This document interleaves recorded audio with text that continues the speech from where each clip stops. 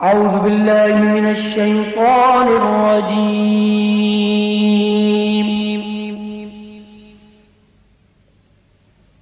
بسم الله الرحمن الرحيم.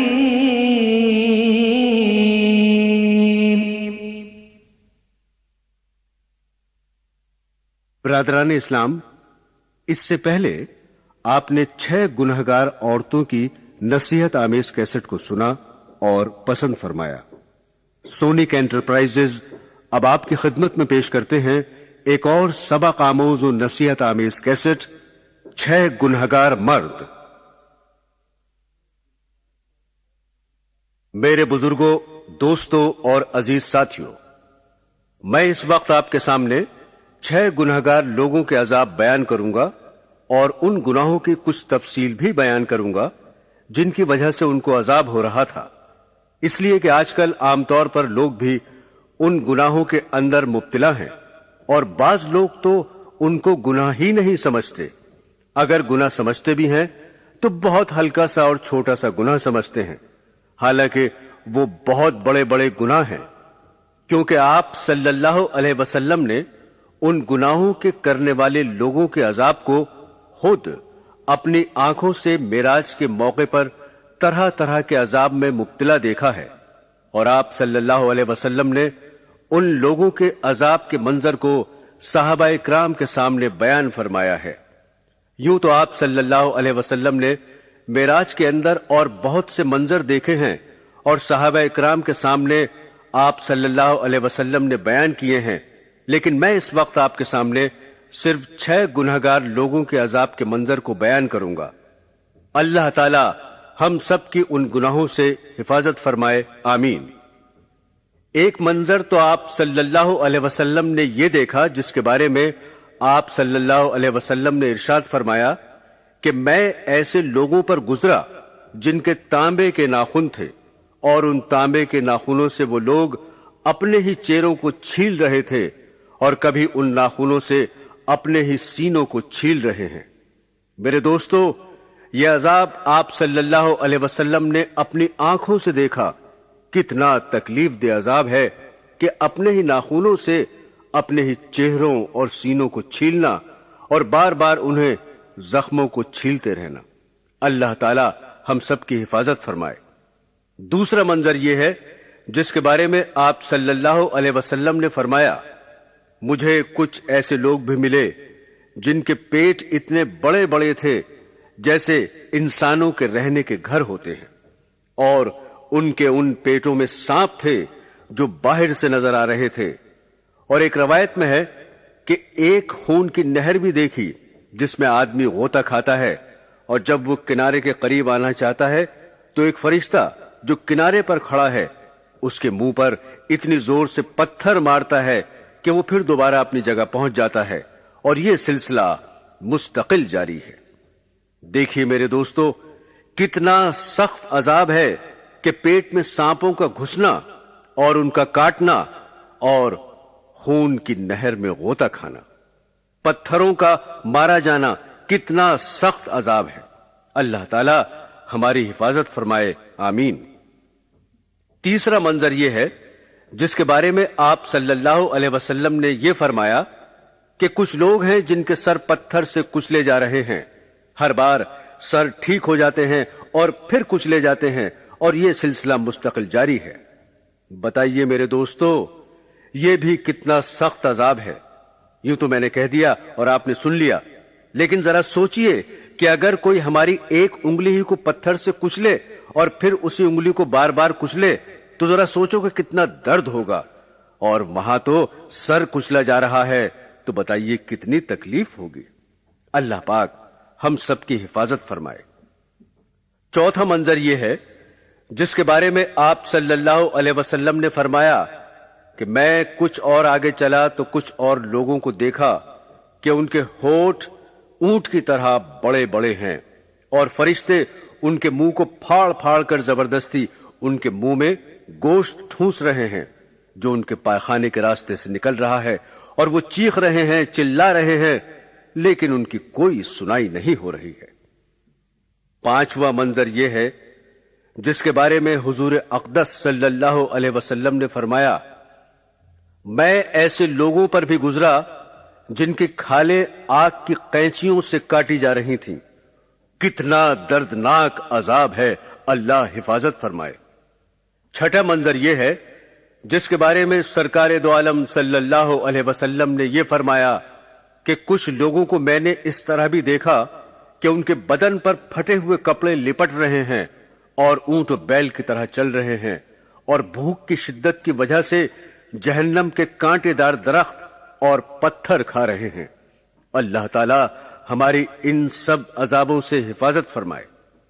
मेरे दोस्तों, इन सब अजाबों से हम सब की हिफाजत हो सकती है, लेकिन उसी वक्त जब हम उन गुनाहों को छोड़ देंगे जिनकी वजह से ये अजाब हो रहे थे। अब हम आपको सरकारे दो जहां की जुबानी उन अजाबों की वजह बताते हैं जिनकी वजह से ये नाजिल हो रहे थे। पहला अजाब जो आपने सुना, जिसमें हुजूर पाक सल्लल्लाहु अलैहि वसल्लम ने यह फरमाया कि मैं ऐसे लोगों पर गुजरा जिनके तांबे के नाखून थे और उन तांबे के नाखूनों से वो लोग अपने ही चेहरों को छील रहे थे और कभी उन नाखूनों से अपने ही सीनों को छील रहे थे। हुजूर पाक सल्लल्लाहु अलैहि वसल्लम फरमाते हैं कि मैंने जिब्राईल अलैहिस्सलाम से मालूम किया कि ये कौन लोग हैं, तो हजरत जिब्राईल अलैहिस्सलाम ने जवाब दिया कि ये वो लोग हैं जो लोगों का गोश्त खाते थे, यानी उनकी गीबत किया करते थे और उनकी इज्जतों पर हाथ डालते थे। मेरे मोहतरम बुजुर्गों और दोस्तों, जरा हम इसका जायजा लें कि यह गीबत करने का गुनाह आजकल कितना आम हो गया है। कोई मजलिस इससे खाली नहीं, कोई गुफ्तगू इससे खाली नहीं। यह एक ऐसी मुसीबत है जो हमारी मजलिसों पर और हमारे मुआशरे पर छा गई है। हुजूर अक़दस सल्लल्लाहु अलैहि वसल्लम ने इस पर बड़ी सख्त वईदें बयान फरमाई हैं और कुरान करीम में गीबत के लिए इतने संगीन अल्फाज इस्तेमाल किए गए हैं कि शायद किसी और गुनाह के लिए इतने संगीन अल्फाज इस्तेमाल नहीं किए। चुनाचे कुरान हकीम कहता है कि एक दूसरे की गीबत मत करो, क्योंकि ये ऐसा बुरा अमल है जैसे अपने मरे हुए भाई का गोश्त खाना। क्या तुम में से कोई इसको पसंद करता है कि अपने मरे हुए भाई का गोश्त खाए? तुम इसको बहुत बुरा समझते हो, लिहाजा जब तुम इस अमल को बुरा समझते हो तो गीबत को भी बुरा समझो। इस पर जरा गौर करें कि इसमें गीबत की कितनी बुराई बयान फरमाई है। एक तो इंसान का गोश्त खाना, और इंसान भी कौन सा, अपना भाई, और भाई भी जिंदा नहीं बल्कि मुर्दा। अपने मुर्दा भाई का गोश्त खाना जितना संगीन है उतना ही दूसरे की गीबत करना संगीन और खतरनाक है। आजकल तो कुछ लोग ऐसे हो गए हैं कि वो गीबत को गुनाह ही नहीं समझते, और कुछ लोग ऐसे भी हैं कि गीबत कर रहे हैं और सुन रहे हैं, लेकिन वो ये समझते हैं कि ये गीबत ही नहीं, हालांकि वो गीबत है। मेरे दोस्तों, गीबत किसे कहते हैं? गीबत कहते हैं किसी दूसरे के पीठ पीछे उसकी ऐसी बुराई बयान करना जिसके बयान करने को वो नापसंद समझता है और वो बुराई उसके अंदर मौजूद हो, झूठ ना हो, तो ये गीबत शुमार होगी। हदीस में आता है कि एक सहाबी ने हुजूर अक़दस सल्लल्लाहु अलैहि वसल्लम से सवाल किया, या रसूल अल्लाह, गीबत क्या होती है? तो आप सल्लल्लाहु अलैहि वसल्लम ने जवाब में फरमाया, अपने भाई का उसके पीठ पीछे ऐसे अंदाज में जिक्र करना जिसको वो नापसंद करता हो। यानी अगर उसको पता चले कि मेरा जिक्र इस तरह उस मजलिस में किया गया था तो उसको तकलीफ हो, तो ये गीबत है। उन सहाबी ने फिर सवाल किया कि अगर मेरे भाई के अंदर वो खराबी मौजूद हो जो मैं बयान कर रहा हूं, तो आप सल्लल्लाहु अलैहि वसल्लम ने जवाब में फरमाया कि अगर वो खराबी मौजूद है तब वो गीबत है, और अगर वो खराबी उसके अंदर मौजूद नहीं है और तुम झूठ कह रहे हो तो फिर ये गीबत नहीं बल्कि ये बुहतान बन जाएगा और दूसरा गुनाह हो जाएगा। और बाज लोग तो गीबत को दुरुस्त बनाने के लिए ये कहते हैं कि मैं गीबत नहीं कर रहा हूं, मैं तो उसके मुंह पर यह बात साफ साफ कह सकता हूं। याद रखो, चाहे तुम वो बात उसके मुंह पर कहते हो या ना कहते हो, वो हर हालत में गीबत है और ये गुनाह कबीरा है। और ये ऐसा ही बड़ा गुनाह है जैसे शराब पीना, ڈاکہ ڈالنا، بدکاری کرنا گناہ کبیرہ ہیں۔ دونوں میں کوئی فرق نہیں، وہ بھی حرام ہے، یہ بھی حرام ہے۔ بلکہ غیبت کا گناہ ان گناہوں سے زیادہ سنگین ہے، اس لیے کہ غیبت کا تعلق حقوق العباد سے ہے۔ اس لیے خدا کے لیے اس کا اہتمام کریں کہ نہ غیبت کریں اور نہ غیبت سنیں، اور جس مجلس میں غیبت ہو رہی ہو اس میں بات چیت کا رخ بدلنے کی کوشش کریں، ورنہ اس مجلس سے اٹھ کر چلے جائیں، اس لیے کہ غیبت کرنا بھی حرام ہے اور سننا بھی حرام ہے۔ ایک حدیث میں حضور اقدس صلی اللہ علیہ وسلم نے فرمایا کہ جو لوگ غیبت کرنے والے ہوں گے انہوں نے بظاہر دنیا میں بڑے اچھے اعمال کیے ہوں گے، نمازیں پڑھیں، روزے رکھے اور دوسری عبادتیں کیں، لیکن جس وقت وہ پل صراط پر سے گزرنا چاہیں گے، آپ حضرات جانتے ہیں کہ پل صراط کیا ہے؟ پل صراط ایک پل ہے جو جہنم کے اوپر سے گزرتا ہے اور ہر انسان کو اس پر سے گزرنا ہے۔ اب جو شخص جنتی ہوگا وہ اس پل کو پار کر کے جنت میں پہنچ جائے گا، اور جس کو جہنم میں جانا ہے اس کو اسی پل کے اوپر سے نیچے کھینچ لیا جائے گا اور جہنم میں ڈال دیا جائے گا۔ لیکن غیبت کرنے والوں کو پل کے اوپر ہی جانے سے روک دیا جائے گا اور ان سے کہا جائے گا کہ تم آگے نہیں بڑھ سکتے جب تک اس غیبت کا کفارہ ادا نہیں کرو گے، یعنی جس کی غیبت کی ہے اس سے معافی نہ مانگ لو گے اور وہ تم کو معاف نہ کر دے، اس وقت تک جنت میں داخل نہیں ہو سکتے۔ ایک روایت میں ہے کہ حضور پاک صلی اللہ علیہ وسلم کے زمانے میں دو عورتیں تھیں، ان دونوں نے روزہ رکھا اور روزے کی حالت میں دونوں خواتین آپس میں بات چیت میں مشغول ہو گئیں اور باتوں ہی باتوں میں غیبت شروع ہو گئی۔ کسی کا ذکر شروع ہوا تو اس کی غیبت بھی شروع ہو گئی۔ تھوڑی دیر بعد حضور اقدس صلی اللہ علیہ وسلم کے پاس ایک صاحب آئے اور آ کر بتایا کہ یا رسول اللہ، ان دو خواتین نے روزہ رکھا تھا مگر اس وقت ان کی حالت بہت خراب ہو رہی ہے اور پیاس کی وجہ سے گویا ان کی جان نکلنے کے قریب ہے۔ حضرت صلی اللہ علیہ وسلم کو بظاہر بذریعہ وحی یہ معلوم ہو گیا ہوگا کہ ان عورتوں نے غیبت کی ہے، چنانچہ آپ صلی اللہ علیہ وسلم نے حکم فرمایا کہ ان عورتوں کو میرے پاس لے آؤ۔ جب ان عورتوں کو حضور پاک کے پاس لایا گیا تو آپ صلی اللہ علیہ وسلم نے دیکھا کہ واقعی ان کی حالت تو بھوک پیاس کی شدت کی وجہ سے بہت خراب ہو رہی ہے۔ پھر آپ صلی اللہ علیہ وسلم نے حکم فرمایا کہ ایک بڑا پیالہ لاؤ۔ چنانچہ پیالہ آیا تو آپ صلی اللہ علیہ وسلم نے ان میں سے ایک خاتون کو حکم دیا کہ تم اس پیالے میں قے یعنی الٹی کرو۔ جب اس نے الٹی کی تو اس میں خون، پیپ اور گوشت کے ٹکڑے خارج ہوئے، یہاں تک کہ وہ پیالہ بھر گیا۔ پھر حضور اقدس صلی اللہ علیہ وسلم نے فرمایا کہ یہ تمہارے ان بہنوں اور بھائیوں کا خون ہے اور پیپ اور گوشت ہے جو تم دونوں نے روزے کی حالت میں کھایا تھا، یعنی ان دونوں نے ان کی غیبت کی اور غیبت کا انجام یہی ہوتا ہے۔ حضرت ابن عباس رضی اللہ تعالی عنہ فرماتے ہیں کہ سرکار دو عالم صلی اللہ علیہ وسلم نے شب معراج میں دیکھا کہ ایک قوم مردار اور مرے ہوئے جانور کھا رہی ہے۔ آپ نے حضرت جبرائیل علیہ السلام سے پوچھا کہ یہ لوگ کون ہیں؟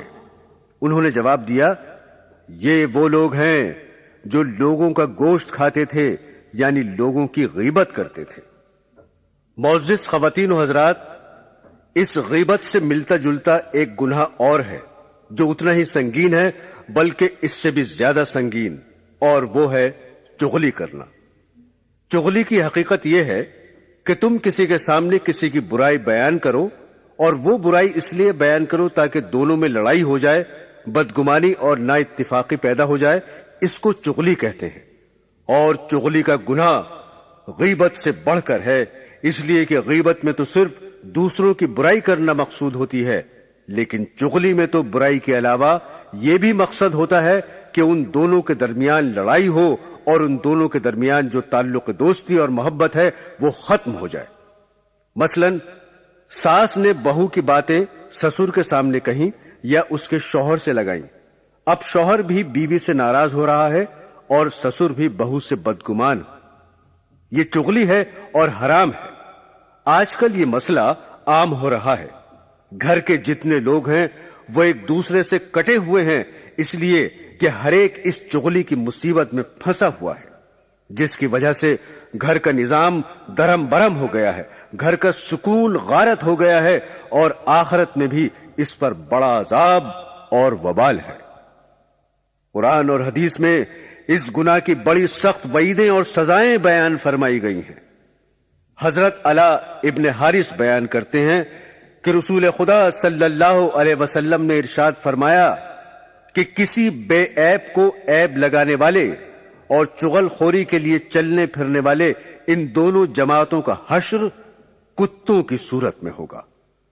بخاری شریف کی روایت ہے، آپ صلی اللہ علیہ وسلم نے ارشاد فرمایا، چغل خور یعنی جو ادھر کی ادھر لگاتا ہو وہ جنت میں داخل نہیں ہوگا۔ ایک اور مشہور حدیث میں ہے کہ ایک مرتبہ حضور اقدس صلی اللہ علیہ وسلم صحابہ کرام کے ساتھ تشریف لے جا رہے تھے۔ راستے میں ایک جگہ پر دیکھا کہ 2 قبریں بنی ہوئی ہیں۔ جب آپ صلی اللہ علیہ وسلم ان قبروں کے قریب پہنچے تو آپ صلی اللہ علیہ وسلم نے ان کی طرف اشارہ کرتے ہوئے صحابہ کرام سے فرمایا کہ ان دونوں قبر والوں پر عذاب ہو رہا ہے۔ اللہ جل شانہ نے حضور اقدس صلی اللہ علیہ وسلم پر قبر کے عذاب کو منکشف فرما دیا تھا۔ پھر آپ نے صحابہ کرام سے پوچھا کہ تمہیں معلوم ہے کہ ان دونوں کو کس وجہ سے عذاب ہو رہا ہے؟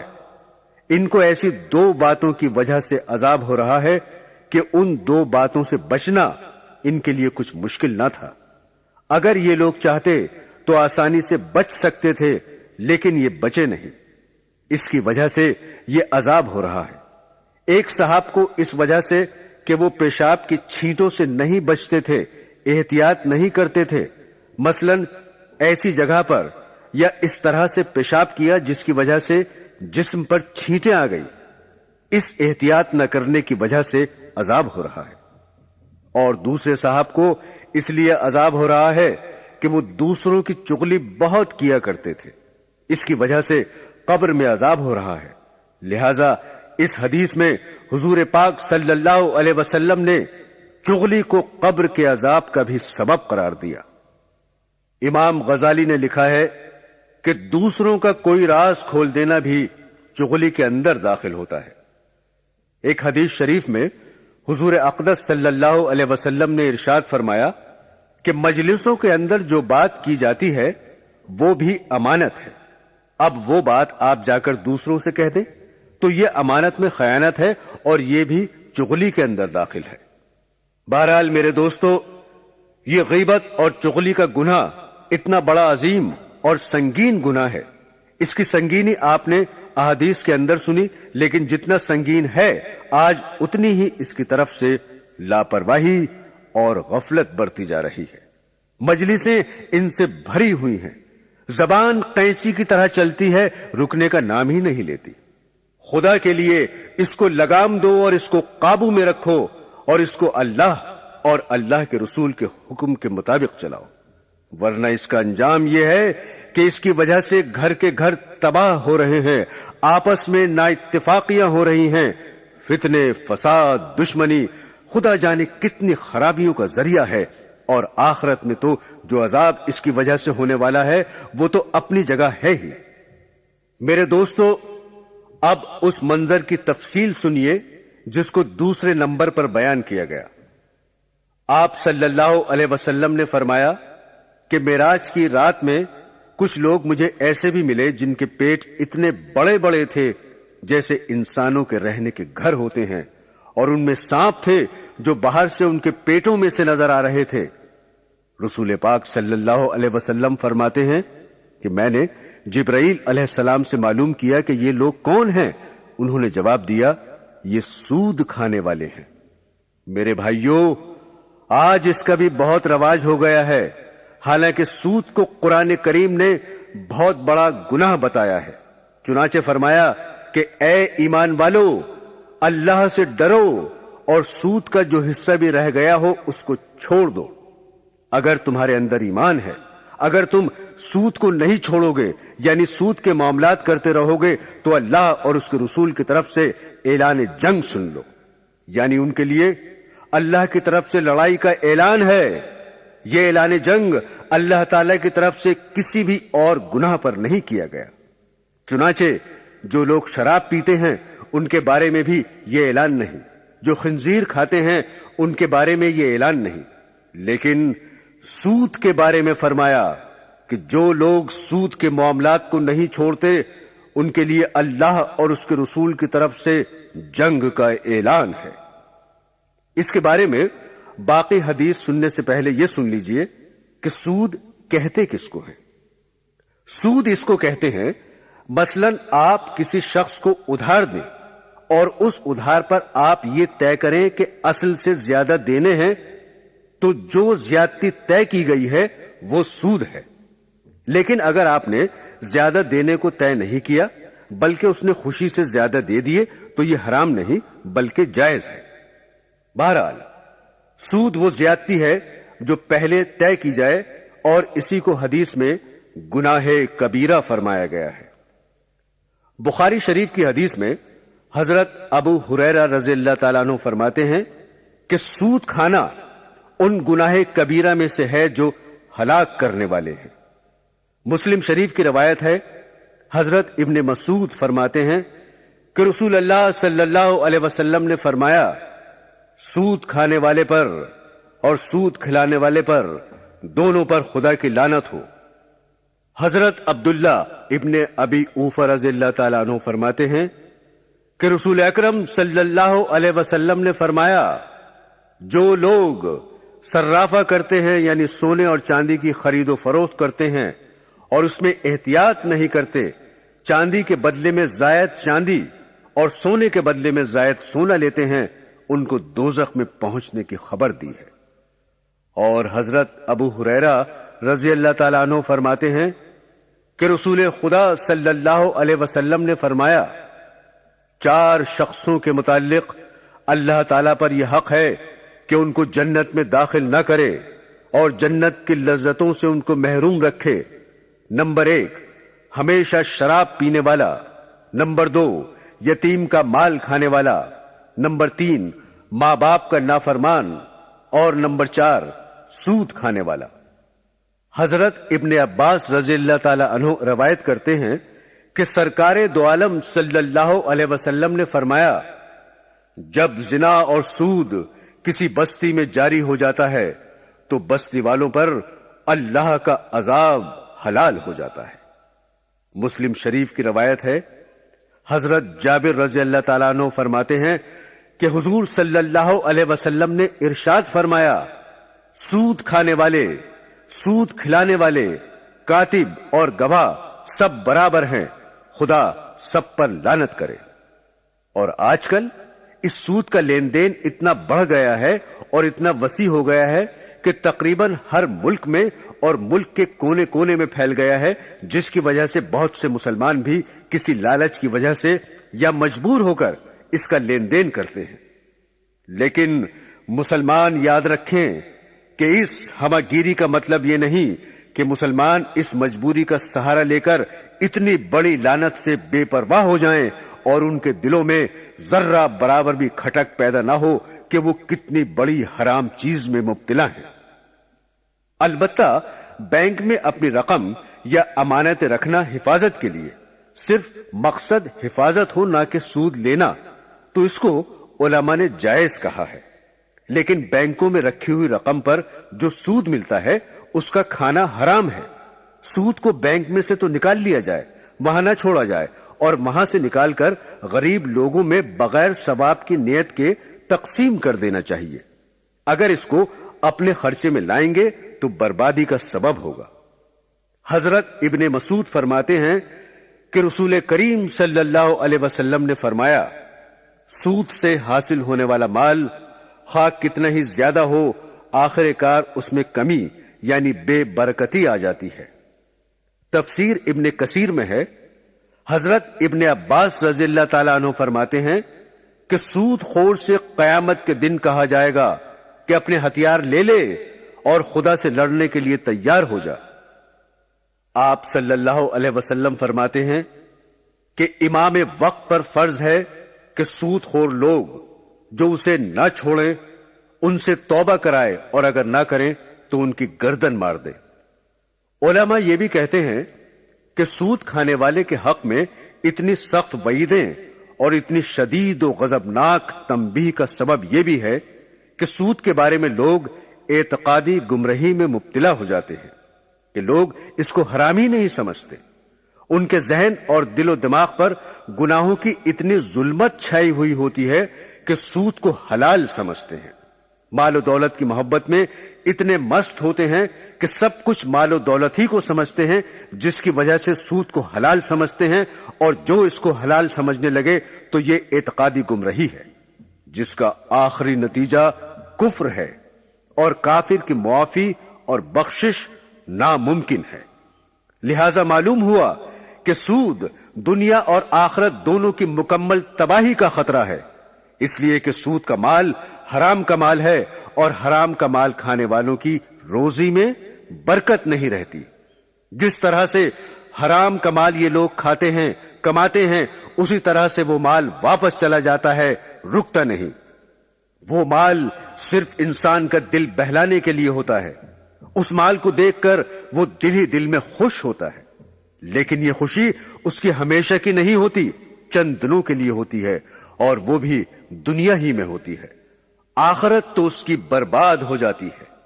اور دنیا میں سود کا مال بڑھتا ہوا نظر تو آتا ہے، مگر وہ بڑھنا ایسا ہے کہ جیسے کسی انسان کا بدن ورم سے بڑھ جائے۔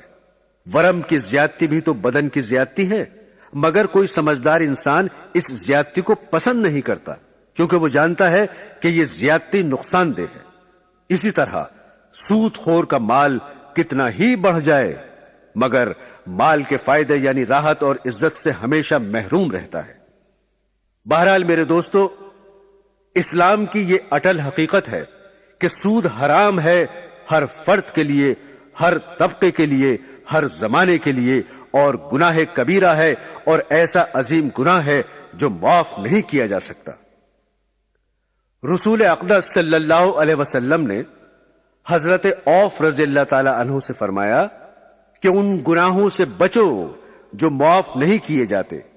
ان میں سے ایک مال غنیمت کی چوری اور دوسرے سود کھانا۔ ایک اور حدیث ہے، رسول مقبول صلی اللہ علیہ وسلم نے ارشاد فرمایا کہ معراج کی شب میں نے ایک خون کی نہر بھی دیکھی، اس میں ایک آدمی غوطے کھا رہا تھا۔ جب وہ کنارے پر آتا تھا تو ایک آدمی جو کنارے پر کھڑا تھا اس کے منہ پر پتھر مار کر پھر دھکیل دیتا تھا، اور یہ سلسلہ برابر جاری تھا۔ میں نے جبرائیل علیہ السلام سے کہا کہ یہ شخص کون ہے؟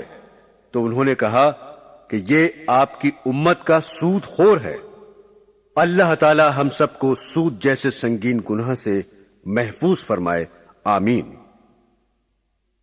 میرے عزیز دوستو، تیسرے نمبر پر جو عذاب بیان کیا گیا، اب اس کے بارے میں سنیے کہ وہ کن لوگوں کو ہو رہا تھا۔ اللہ کے رسول صلی اللہ علیہ وسلم نے عذاب یہ بیان کیا کہ کچھ لوگ تھے جن کے سر پتھر سے کچلے جا رہے تھے۔ کچلے جانے کے بعد پھر وہ ایسے ہی ٹھیک ہو جاتے تھے جیسے پہلے تھے، اسی طرح سلسلہ جاری ہے، ختم نہیں ہوتا۔ آپ صلی اللہ علیہ وسلم نے حضرت جبرائیل علیہ السلام سے پوچھا کہ یہ کون لوگ ہیں؟ انہوں نے جواب دیا کہ یہ وہ لوگ ہیں جو نماز میں سستی کرنے والے ہیں اور سوتے رہ جاتے ہیں۔ عزیزان گرامی، آج کل اس اہم ترین عبادت جو ایمان کے بعد سب سے پہلا فرض ہے اور قیامت میں سب سے پہلے اسی کا حساب کتاب ہوگا، اس میں بھی نہایت غفلت اور لاپرواہی برتی جا رہی ہے۔ حالانکہ حدیث کی کتابوں میں نماز نہ پڑھنے پر بہت سخت عذاب بیان کیے گئے ہیں۔ برادران اسلام، جس طرح نماز پڑھنے پر اللہ تعالی کی طرف سے نعمتوں کی اور بڑے بڑے اجر و ثواب کی بارش ہوتی ہے، جس کو رسول پاک صلی اللہ علیہ وسلم نے احادیث میں خوب تفصیل سے بیان کیا ہے، اسی طرح جو لوگ نماز کی پابندی نہیں کرتے اس کی طرف دھیان نہیں دیتے، نماز سے لاپرواہی برتتے ہیں اور بغیر کسی معقول عذر کے نماز جیسی اہم عبادت کو چھوڑ دیتے ہیں، ان کے بارے میں بڑی بڑی سزائیں احادیث میں بیان کی گئی ہیں۔ حضور اقدس صلی اللہ علیہ وسلم کا ارشاد ہے کہ نماز کا چھوڑنا آدمی کو کفر سے ملا دیتا ہے۔ اس قسم کا بیان اور کئی حدیثوں میں آیا ہے۔ نبی کریم صلی اللہ علیہ وسلم کا ارشاد ہے کہ جو شخص 2 نمازوں کو بلا کسی عذر کے ایک وقت میں پڑھے، وہ بڑے گناہوں کے دروازے میں سے ایک دروازے پر پہنچ گیا۔ بہت سے لوگ جو اپنے کو دیندار بھی سمجھتے ہیں اور گویا نماز کے پابند بھی سمجھے جاتے ہیں، وہ کئی نمازیں معمولی بہانے سے، سفر کا ہو، دکان کا ہو، ملازمت کا ہو، گھر آ کر اکٹھی ہی پڑھ لیتے ہیں۔ یہ گناہ کبیرہ ہے کہ بلا کسی عذر کے نماز کو اپنے وقت پر نہ پڑھا جائے، حالانکہ بالکل نماز نہ پڑھنے کے برابر گناہ نہیں، لیکن بے وقت پڑھنے کا بھی سخت گناہ ہے۔ حضرت علی فرماتے ہیں کہ حضور صلی اللہ علیہ وسلم نے ارشاد فرمایا کہ 3 چیزوں میں تاخیر نہ کرو: 1 نماز جب اس کا وقت ہو جائے، 2 جنازہ جب تیار ہو جائے، 3 بے نکاحی عورت جب اس کے جوڑ کا شوہر مل جائے۔ حضور اقدس صلی اللہ علیہ وسلم کا ارشاد ہے کہ جس شخص کی ایک نماز بھی چھوٹ گئی وہ ایسا ہے گویا اس کے گھر کے لوگ، مال و دولت سب کچھ چھین لیا گیا ہو۔ نماز کا چھوٹنا اکثر یا تو بال بچوں کی وجہ سے ہوتا ہے کہ ان کی خیر خبر میں مشغول رہے، یا مال و دولت کمانے کے لالچ میں نماز چھوٹ جاتی ہے۔ اور اللہ کے رسول کا ارشاد ہے کہ نماز کا چھوڑنا انجام کے اعتبار سے ایسا ہی ہے گویا بال بچے اور مال و دولت سب چھین لیا گیا ہو اور اکیلا کھڑا رہ گیا ہو، یعنی جتنا نقصان اور ٹوٹا مال و دولت کے برباد ہونے میں ہے اتنا ہی نماز کے چھوڑنے میں ہے، یا جس قدر رنج اور افسوس مال و دولت کے برباد ہونے میں ہونا چاہیے اتنا ہی افسوس اور صدمہ نماز کے چھوٹنے پر ہونا چاہیے۔ لیکن لوگ ذرا اپنا جائزہ لیں اور سوچیں کہ اگر سارا مال و دولت لٹ جائے، چھن جائے یا برباد ہو جائے تو ظاہر بات ہے کہ بہت افسوس اور غم ہوگا، راتوں کی نیندیں اڑ جائیں گی، اور اگر نماز چھوٹ جائے تو کوئی غم نہیں، کوئی افسوس، کوئی فکر کی بات نہیں۔ اللہ کے سچے رسول صلی اللہ علیہ وسلم کے ارشاد کا لوگوں کے اوپر کوئی اثر نہیں۔ لوگ حضور صلی اللہ علیہ وسلم کے سچے ہونے کا دعویٰ بھی اپنی زبانوں سے کرتے ہیں، مگر ان کے پاک ارشاد کا کوئی اثر نہیں، کوئی یقین نہیں۔ اللہ حفاظت فرمائے۔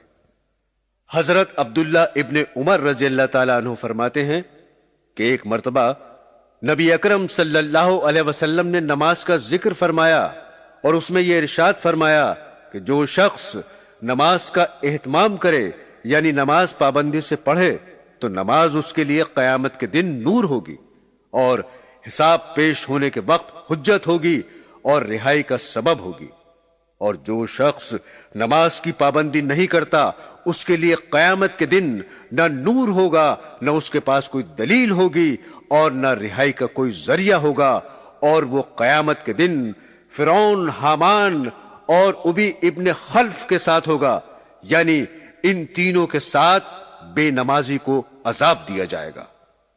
فرعون کو تو ہر شخص جانتا ہے کہ کتنا بڑا کافر تھا، حتیٰ کہ اس نے یہ کہا تھا کہ میں ہی خدا ہوں، اور حامان اس کے وزیر کا نام تھا، اور ابی ابن خلف مکہ کے کافروں میں بڑا سخت ترین مسلمانوں کا دشمن تھا۔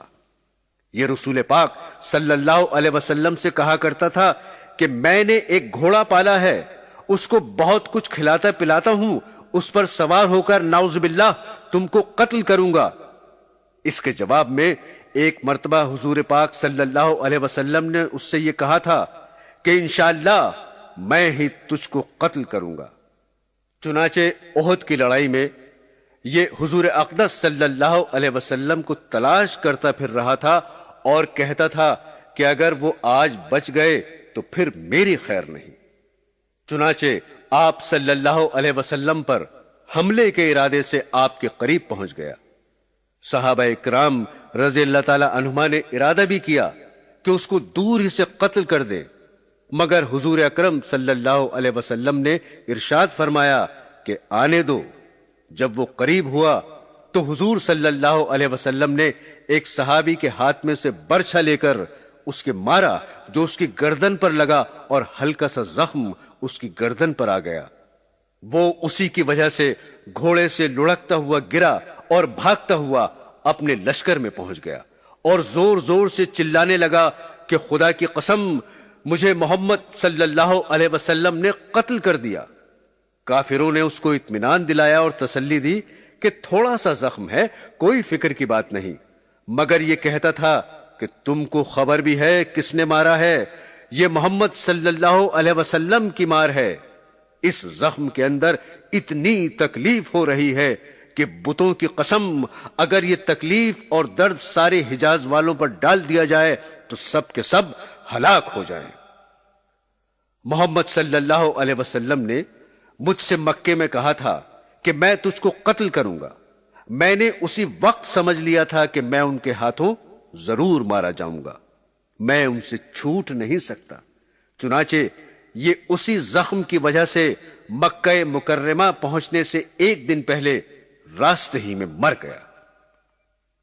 میرے دوستو، مسلمانوں کے لیے یہ نہایت غیرت اور عبرت کا مقام ہے کہ ایک پکے کافر اور سخت دشمن کو تو حضور صلی اللہ علیہ وسلم کے ارشاد کے سچا ہونے کا اس قدر یقین کہ اس کو اپنے مارے جانے میں ذرا بھی شک نہ تھا، لیکن آج کے مسلمان حضور صلی اللہ علیہ وسلم کو اللہ کا رسول ماننے کے باوجود، حضور کو سچا جاننے کے باوجود، حضور صلی اللہ علیہ وسلم کی باتوں کو یقینی کہنے کے باوجود، حضور کے ساتھ محبت کے دعوے کے باوجود اور حضور صلی اللہ علیہ وسلم کی امت میں ہونے پر فخر کے باوجود کتنے ارشادات پر عمل کرتے ہیں اور جن گناہوں میں سخت عذاب بتائے ہیں ان سے کتنا ڈرتے ہیں، کتنا کانپتے ہیں۔ یہ ہر شخص کے اپنے ہی گریبان میں منہ ڈال کر دیکھنے کی بات ہے، کسی دوسرے کے بتانے کی ضرورت نہیں۔ بہرحال بے نمازیوں کو عذاب ان کافروں کے ساتھ بھی دیا جائے گا، اور ان کافروں کے ساتھ عذاب ہونے کی وجہ یہ ہے کہ اکثر انہی وجہوں سے نماز میں سستی ہوتی ہے جو ان لوگوں میں پائی جاتی تھی۔ پس اگر حکومت اور بادشاہت کی مشغولی کی وجہ سے نماز میں سستی ہوتی ہے تو فرعون کے ساتھ، اور اگر ملازمت اور نوکری کی وجہ سے سستی ہوتی ہے تو حامان کے ساتھ، اور اگر تجارت کی وجہ سے سستی ہوتی ہے تو ابی ابن خلف کے ساتھ حشر ہوگا۔ ایک اور حدیث میں آیا ہے، حضرت عباد رضی اللہ تعالیٰ عنہ فرماتے ہیں کہ مجھے میرے محبوب حضور اقدس صلی اللہ علیہ وسلم نے 7 نصیحتیں کی، جن میں سے 4 یہ ہیں کہ تم اللہ تعالیٰ کے ساتھ کسی کو شریک نہ کرو، دوسرے یہ کہ تم جان بوجھ کر نماز نہ چھوڑو، جو جان کر نماز چھوڑ دے وہ مذہب سے نکل جاتا ہے، تیسری یہ کہ اللہ تعالیٰ کی نافرمانی نہ کرو، اس سے حق تعالیٰ ناراض ہو جاتے ہیں، چوتھی یہ کہ شراب نہ پیو کہ یہ ساری خطاؤں کی جڑ ہے۔ ایک دوسری حدیث میں حضرت ابو دردہ رضی اللہ تعالیٰ عنہ بھی اسی جیسا مضمون بیان فرماتے ہیں کہ مجھے میرے محبوب صلی اللہ علیہ وسلم نے وصیت فرمائی کہ اللہ کا شریک کسی کو نہ کرنا، خواہ تیرے ٹکڑے ٹکڑے کر دیے جائیں یا آگ میں جلا دیا جائے۔ دوسری، نماز جان کر نہ چھوڑنا، جو شخص جان بوجھ کر نماز چھوڑتا ہے اس سے اللہ تعالیٰ بری ذمہ ہے۔ تیسری، شراب نہ پینا کہ ہر برائی اسی سے پیدا ہوتی ہے۔ ایک حدیث میں ہے کہ جو شخص نماز کی پابندی کرتا ہے اللہ تعالیٰ 5 طرح سے اس کا اکرام اور اعزاز فرماتے ہیں۔ نمبر 1، اس پر سے روزی کی تنگی ہٹا دی جاتی ہے۔ نمبر 2، اس پر سے قبر کا عذاب ہٹا دیا جاتا ہے۔ نمبر 3، قیامت کے دن اس کے اعمال نامے سیدھے ہاتھ میں دیے جائیں گے۔ یہ علامت ہے اس بات کی کہ یہ لوگ جنتی ہوں گے۔ نمبر 4، پل صراط پر سے بجلی کی طرح گزر جائے گا۔ نمبر 5، یہ حساب کتاب سے محفوظ رہے گا۔ اور جو شخص نماز میں سستی کرتا ہے، اس کو پابندی سے ادا نہیں کرتا، اس کو 15 طرح سے عذاب ہوتا ہے۔ 5 عذاب دنیا میں، 3 موت کے وقت، 3 قبر میں، اور 3 قبر سے نکلنے کے بعد۔ دنیا میں 5 عذاب تو اس طرح ہوتے ہیں۔ نمبر 1، اس کی زندگی میں برکت نہیں رہتی۔ نمبر 2، نیک لوگوں کا سا نور اس کے چہرے سے ہٹا دیا جاتا ہے۔ نمبر 3، اس کو اپنے نیک کاموں پر ثواب نہیں ملتا۔ نمبر 4، اس کی دعائیں قبول نہیں ہوتی۔ نمبر 5، بزرگوں کی دعاؤں میں بھی اس کا حصہ نہیں رہتا۔ اور موت کے وقت کے 3 عذاب یہ ہیں۔ نمبر 1، وہ ذلیل ہو کر مرتا ہے۔ نمبر 2، بھوکا مرتا ہے۔ نمبر 3، پیاس کی شدت میں موت آتی ہے، اگر سمندر بھی پی لے تو پیاس نہیں بجھتی۔ اور قبر میں 3 عذاب یہ ہوتے ہیں۔ اس کی قبر اتنی تنگ ہو جاتی ہے کہ پسلیاں ایک دوسرے میں گھس جاتی ہیں۔ قبر میں آگ جلا دی جاتی ہے۔ قبر میں ایک سانپ اس پر ایسی شکل کا مسلط ہوتا ہے جس کی آنکھیں آگ کی ہوتی ہیں اور ناخن لوہے کے اتنے لمبے کہ ایک دن پورا چل کر ان کے ختم تک نہ پہنچا جائے۔ اس کی آواز بجلی کی کڑک کی طرح ہوتی ہے۔ وہ یہ کہتا ہے کہ مجھے میرے رب نے تجھ پر مسلط کیا ہے کہ تجھے صبح کی نماز چھوڑنے کی وجہ سے سورج کے نکلنے تک مارے جاؤں، اور ظہر کی نماز ضائع کرنے کی وجہ سے عصر تک مارے جاؤں، اور پھر عصر کی نماز ضائع کرنے کی وجہ سے مغرب تک، اور مغرب کی نماز ضائع کرنے کی وجہ سے عشاء تک، اور عشاء کی نماز ضائع کرنے کی وجہ سے صبح تک مارے جاؤں۔ جب وہ ایک دفعہ اس کو مارتا ہے تو اس کی وجہ سے وہ مردہ 70 ہاتھ زمین میں دھس جاتا ہے۔ اسی طرح قیامت تک اس کو عذاب ہوتا رہے گا۔ اور قبر سے نکلنے کے بعد کے 3 عذاب یہ ہیں۔ 1، حساب سختی سے کیا جائے گا۔ دوسرے، حق تعالیٰ کا اس پر غصہ ہوگا۔ تیسرے، جہنم میں داخل کر دیا جائے گا۔ عزیزان گرامی، ایک واقعہ سنیے۔ ایک عورت کا انتقال ہو گیا تھا۔ اس کا بھائی دفن میں شریک تھا۔ اتفاق سے دفن کرتے ہوئے بھائی کی کوئی چیز قبر میں گر گئی۔ اس وقت خیال نہیں آیا، بعد میں یاد آئی تو بہت رنج ہوا۔ اس نے چپکے سے قبر کھول کر اسے نکالنے کا ارادہ کیا۔ جب قبر کو کھولا تو وہ آگ کے شعلوں سے بھر رہی تھی۔ روتا ہوا ماں کے پاس آیا اور حال بیان کیا اور پوچھا یہ کیا بات ہے؟ ماں نے بتایا کہ وہ نماز میں سستی کرتی تھی اور قضا کر دیتی تھی۔ ایک حدیث میں ہے، جان بوجھ کر بغیر کسی عذر کے نماز چھوڑنے والوں کی طرف اللہ تعالیٰ قیامت میں توجہ نہیں فرمائیں گے اور دکھ دینے والا عذاب اس کو دیا جائے گا۔ میرے دوستو، بڑے سخت عذاب ہیں۔ اللہ جل جلالہ ہم سب کی حفاظت فرمائے اور گناہوں کو معاف فرمائے۔ لیکن میرے دوستو، گناہ تو اس کے معاف ہوتے ہیں جو معافی مانگتے ہیں۔ اگر کوئی معافی مانگے گا ہی نہیں، گناہوں پر اڑا ہی رہے گا، اس کو کوئی پرواہ ہی نہ ہوگی، تو اس کا کیا علاج ہے سوائے عذاب؟ بخاری شریف کی روایت ہے کہ سرکار دو جہاں صلی اللہ علیہ وسلم نے فرمایا، جس نے عصر کی نماز کو جان کر چھوڑا اس کے تمام نیک کام برباد ہو گئے۔ اور حضرت ابن مسعود رضی اللہ تعالیٰ عنہ فرماتے ہیں کہ ایک شخص کا حضور اکرم صلی اللہ علیہ وسلم کے سامنے ذکر کیا گیا کہ فلاں شخص صبح تک سوتا رہتا ہے۔ آپ صلی اللہ علیہ وسلم نے فرمایا، اس کے کان میں شیطان موت جاتا ہے، یعنی یہ غفلت کی نیند شیطان کے پیشاب کا اثر ہے، یا یہ مطلب ہے کہ صبح کی نماز قضا کرنے والا ایسا ذلیل ہے کہ شیطان کے نزدیک بھی اس قابل ہے کہ اس پر پیشاب کر دیا جائے، کہ شیطان بھی اس کمبخت کو پیشاب کا مستحق سمجھتا ہے۔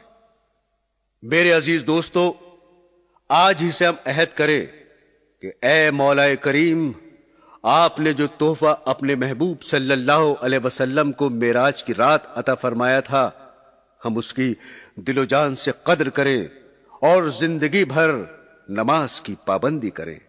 اللہ تعالی ہم سب کو اپنے فضل و کرم سے نمازی بنائے، آمین ثم آمین۔ عزیزان گرامی، اب آپ چوتھے نمبر پر جو عذاب بیان کیا گیا ہے اس کے بارے میں سنیے کہ وہ کن لوگوں کو ہو رہا تھا۔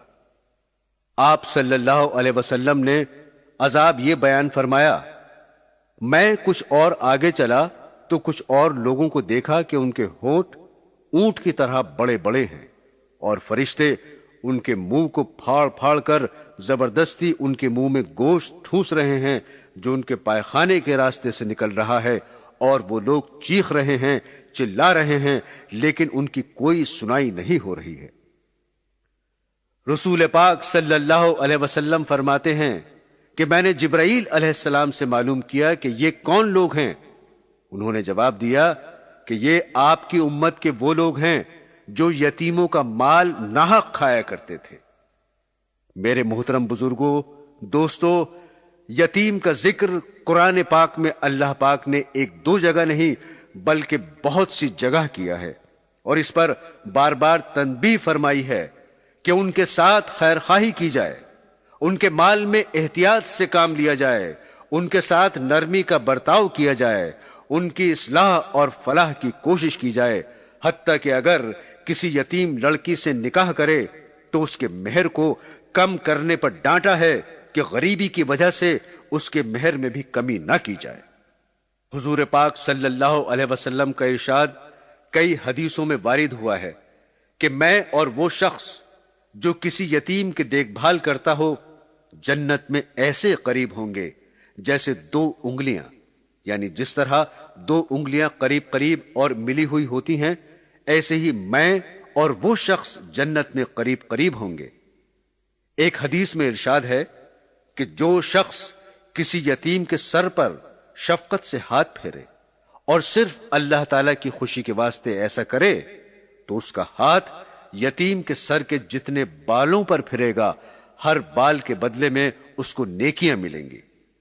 اور بھی بہت سی حدیثوں میں اس طرح کی فضیلتیں وارد ہوئی ہیں، لیکن اس کے بالمقابل اگر کوئی یتیم کو تکلیف پہنچائے، اس کو پریشان کرے یا اس کا مال کھائے تو اس کے لیے احادیث میں بڑے سخت اور سنگین عذاب بیان کیے گئے ہیں۔ ایک حدیث میں ہے کہ قیامت کے دن کچھ لوگ قبروں سے اٹھیں گے کہ ان کے منہ میں آگ بھڑک رہی ہوگی۔ کسی نے پوچھا کہ یا رسول اللہ یہ کون لوگ ہوں گے؟ تو حضور پاک صلی اللہ علیہ وسلم نے قرآن پاک کی آیت تلاوت فرمائی جس کا ترجمہ یہ ہے، جو لوگ یتیموں کا مال ظلم سے کھاتے ہیں وہ اپنے پیٹ میں آگ بھرتے ہیں۔ ایک اور حدیث میں ہے کہ 4 قسم کے آدمی ایسے ہیں جن کو اللہ جل شانہ نہ تو جنت میں داخل فرمائیں گے نہ جنت کی نعمتیں ان کو چکھنا نصیب ہوں گی۔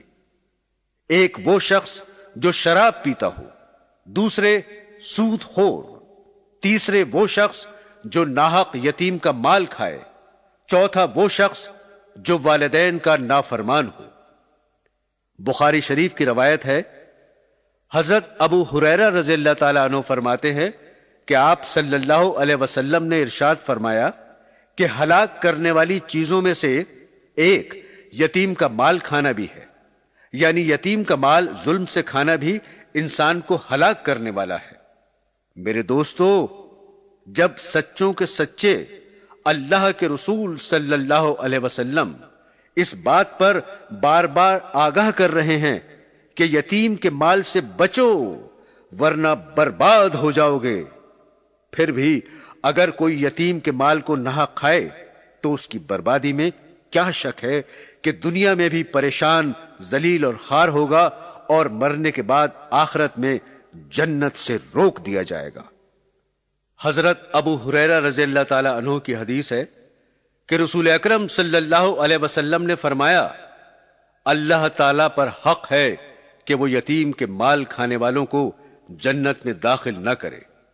اس لیے میرے دوستو، اگر تمہارے پاس کوئی یتیم ہو تو اس کے ساتھ خیر خواہی اور اچھائی کا معاملہ کرو، وہ تمہارے لیے ایک بہت بڑی نعمت بھی ہے، جبکہ تم اس کے ساتھ بھلائی کا معاملہ کرو گے اور ان کے ساتھ اپنی اولاد کی طرح محبت کرو گے۔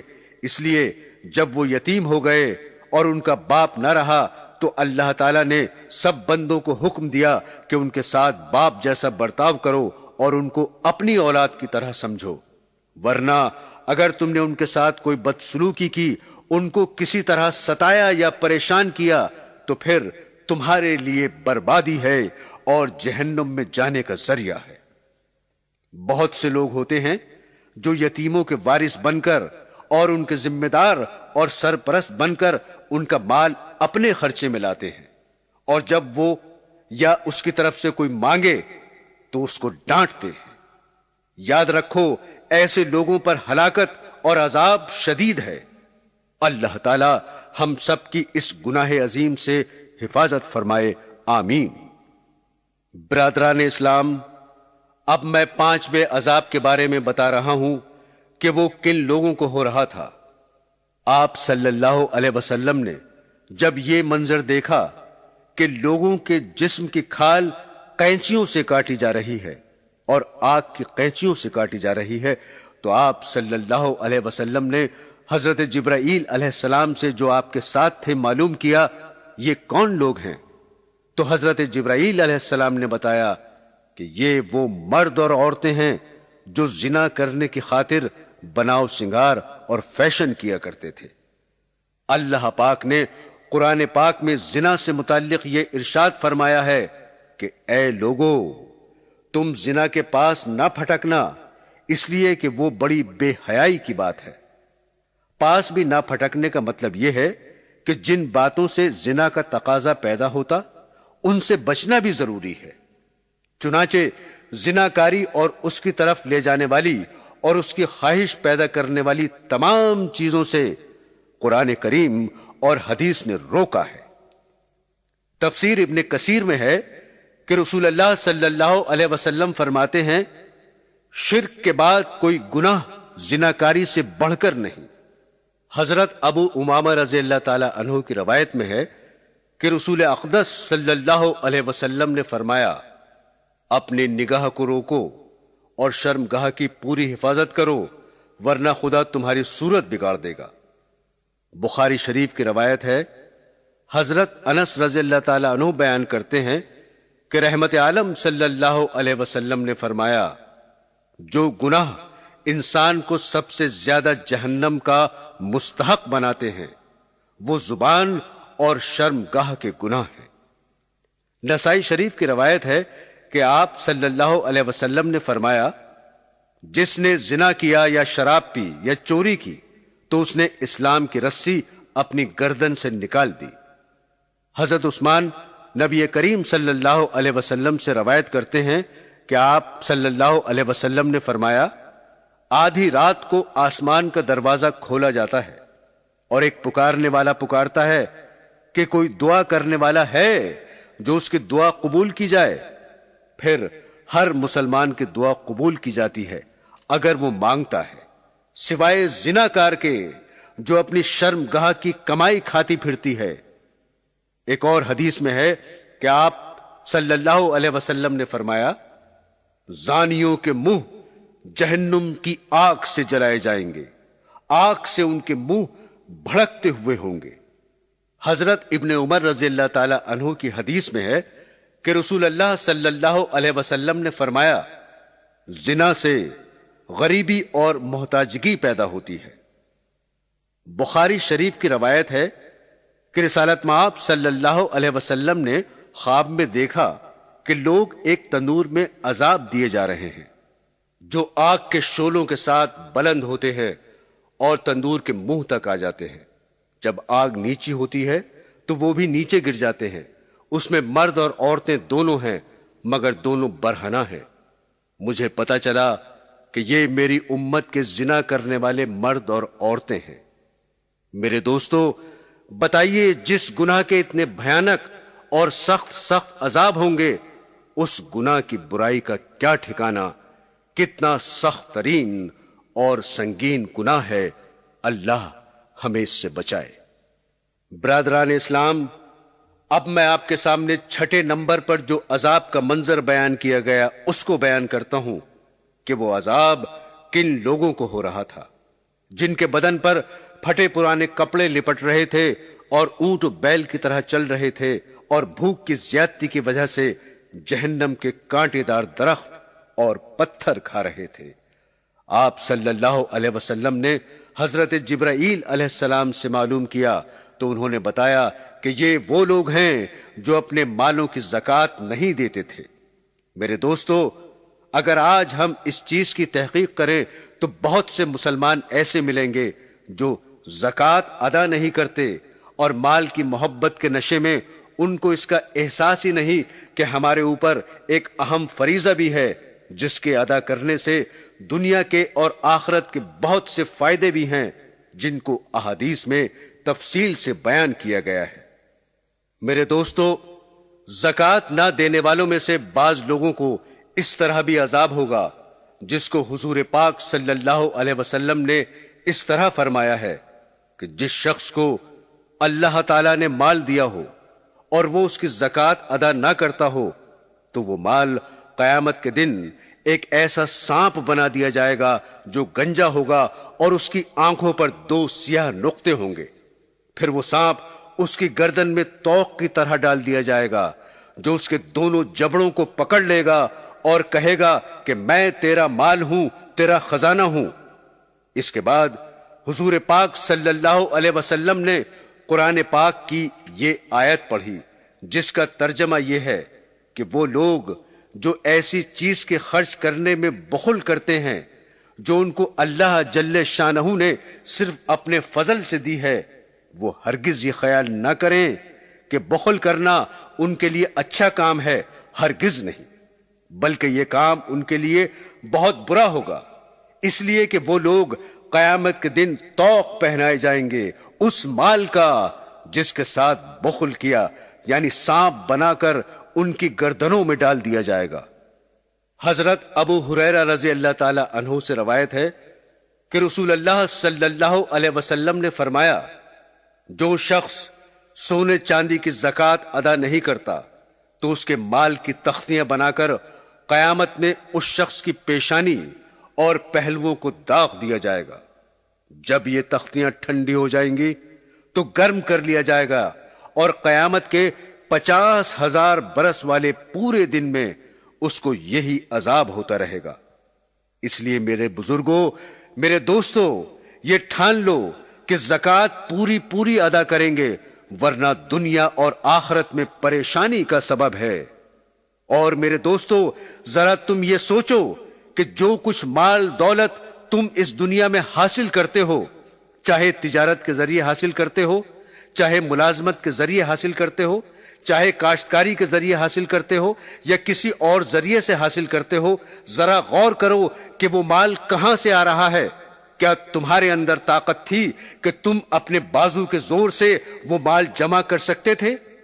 یہ تو اللہ تعالیٰ کا بنایا ہوا حکیمانہ نظام ہے کہ وہ اپنے اس نظام کے ذریعے تم کو مال و دولت دے رہا ہے۔ سب کچھ اللہ تعالیٰ ہی کا دیا ہوا ہے، ہم خود اللہ کے ہیں، ہمارا دماغ، عقل، ذہن، ہاتھ، پیر، آنکھ، کان، سب کچھ اسی کا دیا ہوا ہے۔ اگر وہ نہ دیتا ہم کہاں سے کما لیتے؟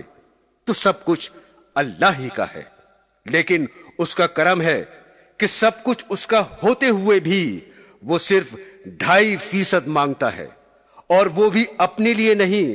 اس کو کیا ضرورت ہے ہمارے مال کی؟ زمین اس کی، آسمان اس کا، چاند سورج اس کے، زمین کے خزانوں کا وہ مالک، تو اسے ہمارے مال کی کیا ضرورت؟ وہ تو غنی ہے۔ اس لیے اللہ تعالی ہم سب کو زکوٰۃ ادا کرنے کی توفیق عطا فرمائے، آمین ثم آمین۔